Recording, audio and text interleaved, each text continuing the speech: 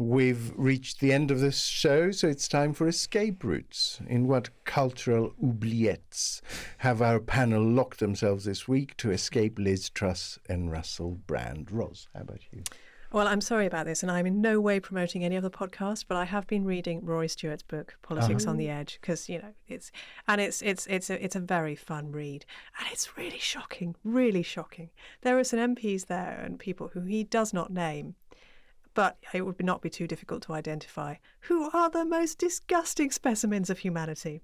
And then there is one who he does name, David Cameron, and my God, he has no time for David Cameron. David Cameron gets the worst right, and the guy is just absolute.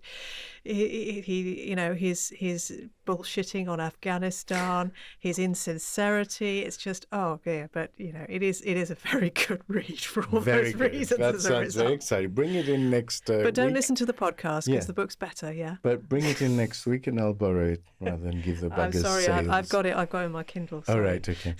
Hannah, how about you? Well, news from the shallow end of culture from me, because this week I've been enjoying the return of Selling the OC. Absolute dross on Netflix, following a bunch of ridiculous, semi-scripted, basically real estate brokers in the Orange County.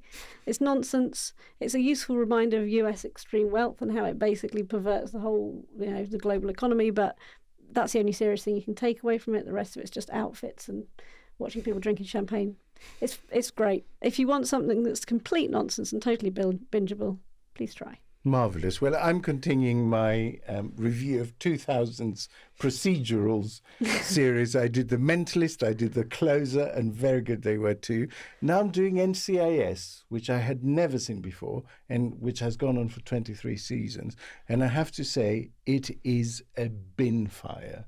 Like, the misogyny, the constant gay panic, like practically every episode has something to do with characters accidentally touching each other or having to be locked in a small space together and panicking because they're men sort of touching each other. It is a complete and utter memento of a time gone by, which is extraordinary considering it is only 20 years old.